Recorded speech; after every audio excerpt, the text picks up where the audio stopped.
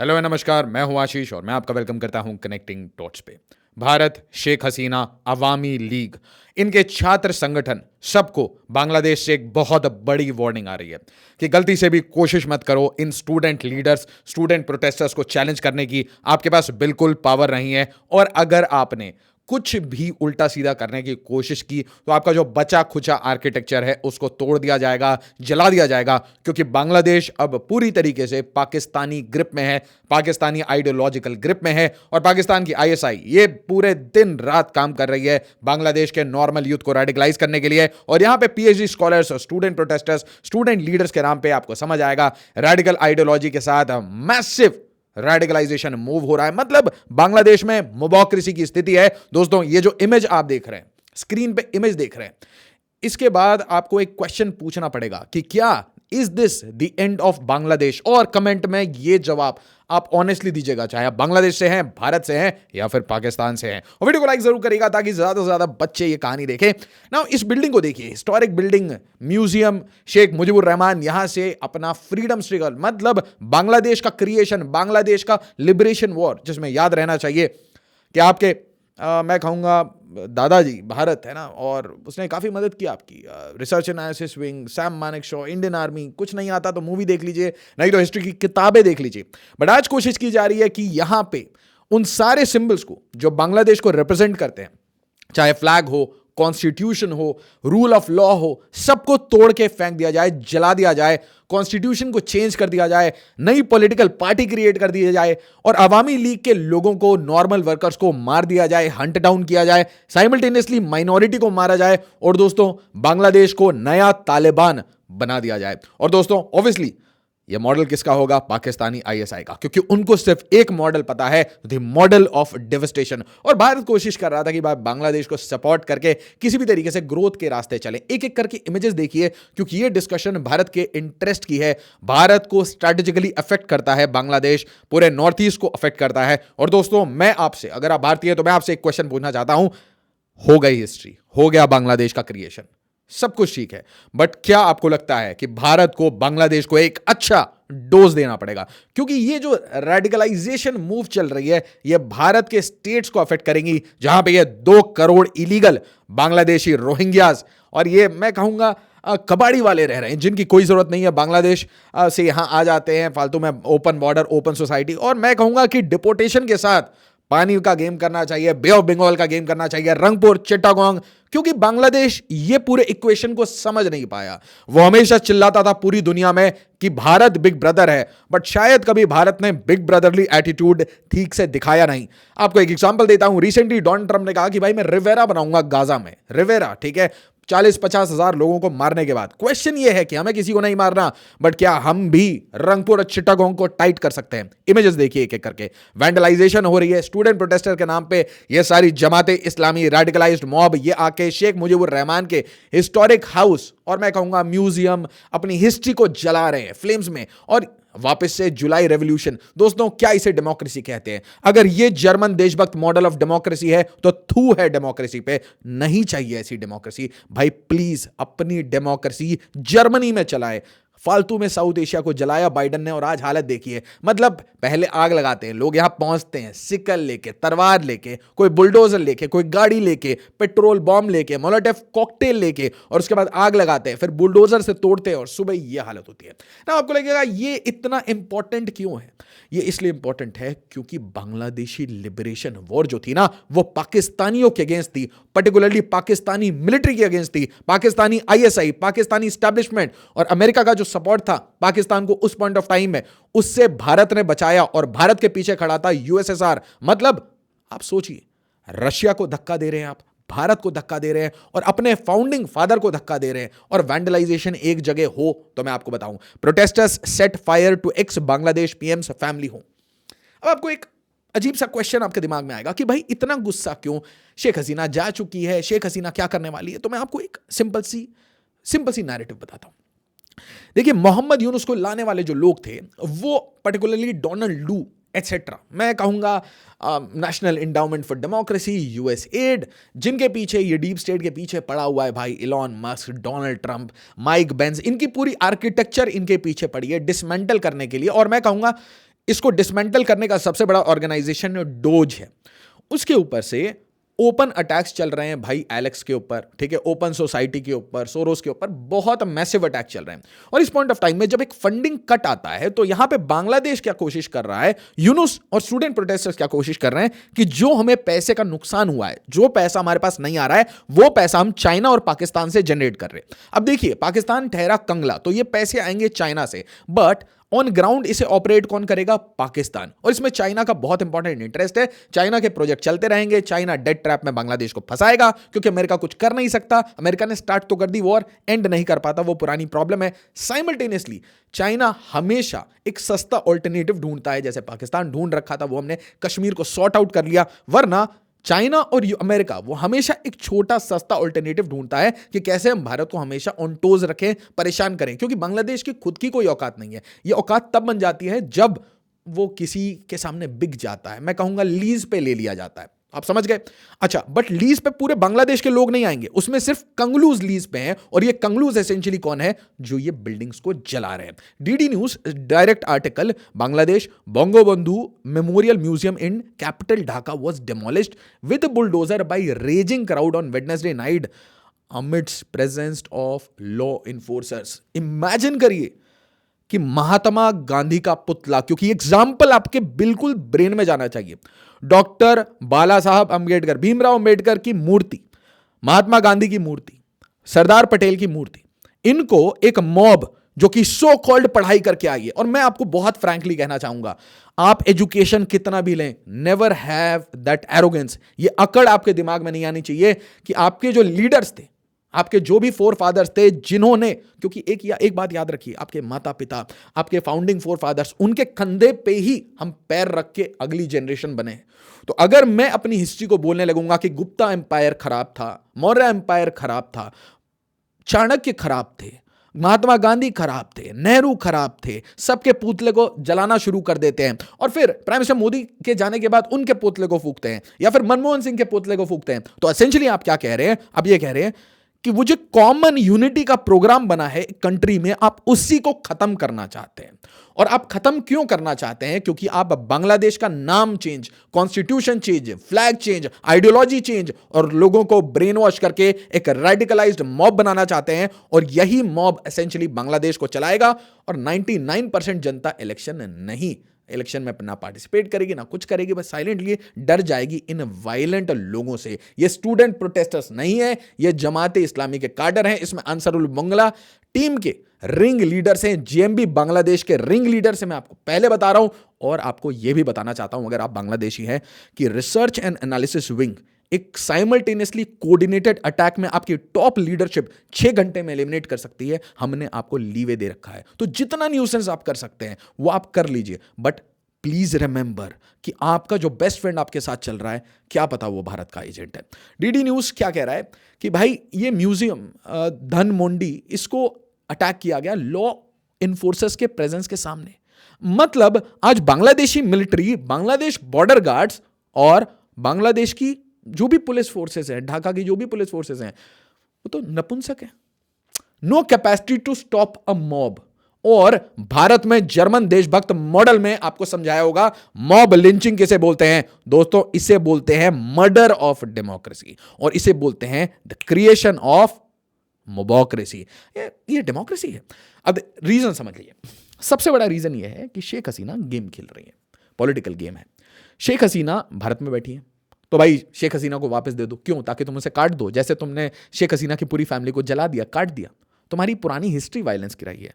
तो शेख हसीना को हमने बचाया था बचपन में, बचपन से she has ties with India. हम उसे प्रोटेक्ट कर रहे हैं क्योंकि हमें पता है आप अभी डेमोक्रेसी है ही नहीं, you are out of control ना। शेख हसीना अपने पार्टी, अपने काडर को तो एड्रेस करेंगी, तो एड्रेस कर रही थी। और ये एड्रेस से पहले इनको एक बहुत बड़ा डर है, एक फियर है, क्योंकि शेख हसीना ने एक टाइमलाइन निकाल दिया है कि भाई फरवरी में हर इवेंट पे हम धीरे धीरे एस्केलेट करते जाएंगे, प्रोटेस्ट करेंगे, और प्रोटेस्ट के थ्रू ही मोहम्मद यूनुस को धक्के मार के निकाल देंगे। स्टेप डाउन यूनुस ये तो हैशटैग यूज करती हैं। लोकेशन देखिए, ढाका के बीचों बीच ये कहानी हो रही है और भारत के लिए ये सारा रीजन इंपॉर्टेंट है दोस्तों। भारत को इस केओस के बीच में अपना पूरा फोकस इस एरिया में रंगपुर डिवीजन और चट्टोग्राम डिवीजन और मैं कहूंगा नॉर्थ ईस्ट के सारे ट्राइब्स को मिलकर एक मिलिशिया बनाना चाहिए, चिटागोंग को मर्ज करने के लिए, चकमास को उनकी लैंड देने के लिए और बांग्लादेश हटा के सीधा नॉर्थ ईस्ट का एक corridor towards Bay of India, Bay of Bengal. अच्छा, यहां पे देखिए शेख हसीना के स्टेटमेंट सुनिए आप, क्योंकि ये अपना स्पीच कंप्लीट करती हैं, ये वायलेंस के बीच में सारा स्पीच देती हैं। She cries, she kind of mumbles, उनको बुरा लगता है क्योंकि आप देखिए, आपने अगर पूरी अपनी जिंदगी, आपने पूरी अपनी फैमिली, उनका मर्डर हुआ है, उनका कैसे उनको मैसेकर किया गया है, आपने आज़ादी दिलाई, फिर आपको मैसेकर किया गया, फिर बदनाम किया गया, फिर आप किसी तरीके से 45 मिनट में कंट्री छोड़ के भागे हैं जान बचा के, उसके बाद आज वो क्या कह रही हैं, Bangladesh has become a land of terrorist and fighters. आप समझ रहे हैं मैं क्या कह रहा हूं? और जब ऐसे लोग रूल ऑफ लॉ को धज्जियां उड़ा के और कंट्रोल ले लेते हैं तो कौन सी डेमोक्रेसी, कौन सा लीडर, कौन सी पॉलिटिकल पार्टी? और यूनुस चाहता है इन्हीं मॉब से वो एक नई पॉलिटिकल रेडिकल पार्टी बनाए। और मैं कहूंगा रेडिकल पार्टी और पॉलिटिकल पार्टी तो छोड़ दीजिए, एसेंशियली वो एक रिलीजियस पार्टी बनाना चाहता है जिसको कि वो डिफाइन करेगा एज लिबरल एंड सोशलिस्ट। ये याद रखिएगा मेरी बात।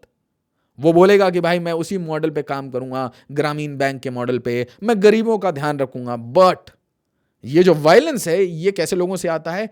रेडिकल लोगों से। रेडिकलाइज्ड यूथ है, अनएम्प्लॉयड है, पैसे मिल रहे हैं, पैसे मिलना बंद होंगे, क्रेजी हो जाएंगे। इमेजिन करिए शेख हसीना अगर प्रोटेस्ट, सीरीज ऑफ प्रोटेस्ट करके पावर में आ जाती है, इन लोगों की खटिया खड़ी हो जाएगी। मैं तो आपको यह कहता हूं कि बीएनपी भी अगर पावर में आ गई तो इन लोगों की खटिया खड़ी कर देगी, क्योंकि आवामी लीग बीएनपी के इंटरेस्ट में नहीं है यूनुस बांग्लादेश में रहे या यूनुस के सो कॉल्ड वो छोटे छोटे बच्चे, बेचारे मासूम बच्चे, हेडमास्टर के बच्चे। कमेंट बताइए कौन था ये हेडमास्टर का बच्चा? उनको जस्टिफाई करने के लिए बड़े सारे लिबरल पत्रकार, बीबीसी, सीएनएन ये पड़े रहते हैं। बड़ा आज अनफॉर्चुनेटली वो बाइडेन से पैसा नहीं आ रहा तो वो भी अब ज्यादा चिल्ला नहीं रहे। पूरी दुनिया जान चुकी है, तुलसी गैबार्ड, कश पटेल, विवेक रामास्वामी, बड़े सारे लोग हैं, इन्फ्लुएंशियल लोग हैं, हमेशा बात कर रहे हैं हिंदुओं के ऊपर प्रताड़ना हो रही है बांग्लादेश में। और ये माइक्रो फाइनेंस गाय का क्या होगा? दोस्तों मुझे नहीं पता कि बांग्लादेश क्या करेगा, बट यूनुस जिस दिन बाहर जाएगा यूरोप में वो सेफ नहीं रहेगा। मैं आपको बहुत क्लियरली बोलता हूं, यूनुस को भारत अकेले हैंडल करेगा। और ये जितने स्टूडेंट प्रोटेस्टर्स बन चुके हैं, लीडर्स बन चुके हैं, मैं आपको बताता हूं, आपकी जो काउंटिंग है वो बांग्लादेश के लीडर्स के हिसाब से है ही नहीं। We don't consider you leaders. या तो आपको भारत के साथ डील करना पड़ेगा, आपको सॉरी बोलना पड़ेगा कि सॉरी पापा, सॉरी दादा, या तो आपका एलिमिनेशन राउंड कभी भी शुरू हो सकता है। History cannot be wiped out. Sheikh Hasina after attack on father's home. आपको ये लगेगा कि ठीक है, ये तो ऑब्वियसली वो कंडेम करेंगी। शब्द देखिए, अवामी लीग के पोस्ट में शब्द देखिए, the interim government of doctor Yunus has earlier provided de facto immunity. ये जो इम्यूनिटी की बात है ना कि भाई तुम जाके वायलेंस करो, पुलिस वहीं पे बैठी रहेगी, आर्मी वहीं पे बैठी रहेगी, सब नपुंसक हैं, आप वायलेंस करो और हम आपको प्रोटेक्ट करेंगे। और हम किसको हंट डाउन करेंगे? अवामी लीग को सपोर्ट करने वाले स्टूडेंट्स को, लीफलेट बांटने वाले लोगों को, अवामी लीग को वापस से रेजुरेट करने की कोशिश करने वाले लोगों को। क्योंकि आज ये स्टूडेंट प्रोटेस्टर्स बस एक चीज नहीं चाहते कि गलती से अवामी लीग इलेक्शन लड़ जाए। फियर इसी चीज का है, फियर है कि अगर फ्री एंड फेयर इलेक्शन हो गया तो इनको लोग उखाड़ के फेंक देंगे बांग्लादेश से। और एक बार ये इलेक्शन हार गए तो मैं आपको बता रहा हूं, जैसी रेडिकल मॉब इन्होंने बनाई है वही रेडिकल मॉब इनको जला के फेंक देगी, दरिया में फेंक देगी, जैसे इन लोगों ने हिंदुओं को जला जला के फेंका है, रेप कर करके फेंका है ना। यहां देखिए, Yunus himself has always justified the post violence by references to misdeeds of previous administration। पूरी दुनिया में चिल्लाया है यूनुस कि भाई प्रीवियस एडमिनिस्ट्रेशन ने वायलेंस किया था, आज वही काम कर रहा है। और यहां देखिए, last night when students against discrimination, ये रिलीजियस नारे लगा के बंग बंधु म्यूजियम की तरफ आते हैं, वैंडलाइज करते हैं, बर्न करते हैं। और ऐसे ही मॉब ने शेख हसीना का घर उसको वैंडलाइज किया था। और वहां से दोस्तों कमेंट बताइए क्या क्या ढूंढ के लाए थे। बड़ी वायरल हो गई थी इमेजेस, बहुत गंदी इमेजेस। और आपको इससे बांग्लादेश की रियलिटी समझ आएगी। हमने बहुत प्यार से बांग्लादेश को हैंडल किया है। अच्छा, ये यहां पे नहीं रुकते हैं, ये न्यूक्लियर फिजिसिस्ट MA वाजिद मियां, इनके घर पे भी पहुंच जाते हैं और अवामी लीग के दूसरे लीडर्स को भी हिट करना शुरू करते हैं, उनके घर में आग लगाना शुरू करते हैं। एक औरत, और मैं कहूंगा एक महिला, वो कोशिश करती हैं कि शी गिव्स सम लॉजिक, एक रेजिस्टेंस की तरह एक सिंगल औरत खड़ी हो जाती है। और मैं कहता हूं रेवोल्यूशन के लिए एक काफी है। ऐसी जो इमेजेस होती है ना, दिल को छू जाती हैं। एक औरत अकेली, वो बोलती है क्या कर रहे हो तुम, व्हाट आर यू डूइंग, तो बाकी लोग क्या करते हैं, इसी को मारना शुरू कर देते हैं। और देखिए अवामी लीग इस वीडियो को शेयर करते लिखती है, if this is not fascism then what is it, woman assaulted and violated for opposing destruction of Dhanmondi 32 residents. मतलब कोई फंडामेंटल राइट नहीं है, कुछ बोलने का आपको अधिकार नहीं है। बीएनपी, बांग्लादेश नेशनल पार्टी, ये तो डरी हुई है। इनको ऐसा लगता है कि अगर गलती से हमने कुछ ज्यादा बोल दिया तो ये मॉब हमारे रेजिडेंस को तोड़ना शुरू करेगी, हमारे ऊपर फॉल्स एफआईआर होंगे, हमारे लीडर्स जेल में जाना शुरू होंगे। तो ये शांत है, वेट एंड वॉच। और कहीं ना कहीं बैकग्राउंड में एक नेगोशिएशन चल रहा है, और ये नेगोशिएशंस याद रखिए लंदन में होगा, क्योंकि आपकी कंट्री इंडिपेंडेंट है ही नहीं। लंदन में बीएनपी और अवामी लीग के कभी भी आपके टॉक्स हो सकते हैं। ये काम यूएई, अबू धाबी, दुबई, कहीं पे भी ये टॉक्स हो सकते हैं। और स्टॉक में सिर्फ एक ही कंक्लूजन आपको निकल के आएगा कि यूनुस के पास पैसे नहीं है। यूनुस का बाइडेन, क्लिंटन, हैरिस सपोर्ट खत्म हो चुका है। लेफ्ट विंग गवर्नमेंट को लात मार के निकाला जा रहा है, और यूनुस बिना पैसे के ये कुछ कर नहीं पाएगा। सोरोस खुद मल्टीपल इन्वेस्टिगेशंस फेस कर रहा है। तो यहां पे क्वेश्चन है कि क्या अवामी लीग और बीएनपी मिलके इनको उखाड़ के फेंकेगी। इसके बाद ये जो प्रोटेस्टर्स हैं ये पाबना चले जाते हैं, चुंदांगा चले जाते हैं, रंगपुर चले जाते हैं, ढाका सवर चले जाते हैं, और वहां पे फिर वैंडलाइजेशन करना शुरू करते हैं। फिर शेख हसीना के रेजिडेंस पहुंच जाते हैं, सुधा सदन। तो मतलब क्या है, ये एक वार्निंग है। भारत, सोचो मत शेख हसीना को तुम आराम से रख लोगे। शेख हसीना, सोचो मत अवामी लीग को तुम रिवाइव कर पाओगे। और वर्कर्स, तुम ये मत सोचना कि तुम इलेक्शन में लड़ पाओगे। मतलब ये है डेमोक्रेसी। एक पूरी पॉलिटिकल पार्टी को, और मैं कहूंगा मिनिमम मान लीजिए शेख हसीना के सपोर्टर्स मिनिमम 20% है, तो 20% लोगों को दबा कौन रहा है, कौन इनको फोर्सफुली वायलेंस के साथ दबा रहा है? 1% का एक मॉब, एक वायलेंट मॉब जो लाठी डंडा बुलडोजर लेके आ जाते हैं। और दोस्तों मुझे सोल्यूशंस चाहिए, क्योंकि सोल्यूशंस भारत बड़े सॉफ्ट तरीके से सिर्फ वेट एंड वॉच, एक सही मौके का इंतजार है, एक ऑपरच्यून मोमेंट का। एक ऑपरच्यून मोमेंट पे दोस्तों वो अचानक से आप ऐसे डसते हो ना, एकदम सडन स्ट्राइक, और वो मैं कहूंगा लाइटनिंग स्ट्राइक आएगी आपके ऊपर कि ओह व्हाट हैपेंड, पापा ने मारा या दादा ने मारा। ऐसा ही होगा आपके साथ। यहां पे देखिए, आपको कोई भी क्वेश्चन है तो आप मुझसे पूछ सकते हैं इंस्टाग्राम पे या फिर मेरे लिंक्डइन पे। जुड़िए मेरे टेलीग्राम से, सिविल सर्विस की प्रिपरेशन कर रहे हैं, ज्वाइन कर सकते हैं फाउंडेशन बैच करोल बाग में, वहीं पे मुखर्जी नगर में हिंदी मीडियम बैच, प्रयागराज उत्तर प्रदेश में, और बिहार के पटना में। Best possibility, prelims, mains, interview, monthly magazines, previous year question, सब कुछ इंटीग्रेट करके अनअकैडमी आपको सिविल सर्विस की प्रिपरेशन कराएगी। अब सोचिए जरा कि इनका बांग्लादेश का जो अखबार है वही कह रहा है कि आपको पता है ex prime minister Sheikh Hasina के रेजिडेंस में कोई आग लगा रहा है और फायर फाइटर्स नहीं है। फायर फाइटर्स को मॉब से डर लग रहा है, पुलिस को मॉब से डर लग रहा है, सब शांति से देख रहे हैं। Bangladeshi protesters vandalise houses of Awami League leaders after setting fire to Hasina's family house. और ये जो मॉब है, हाँ बीबीसी का आर्टिकल देखिए, जुलाई विद्रोह के प्रदर्शनकारी मोहम्मद यूनुस के घर के बाहर क्यों पहुंचे। तो किसी दिन अगर गलती से 2-3 एजेंसी बैठ गई, एक मीटिंग करा दी कुछ स्टूडेंट प्रोटेस्टर्स के नाम पे, हमने भी कुछ मॉब आपके पीछे भेज दिया, तो कैसे बचोगे, किसको बुलाओगे? क्योंकि मॉब का कोई फेस नहीं है, मॉब लीडरलेस है।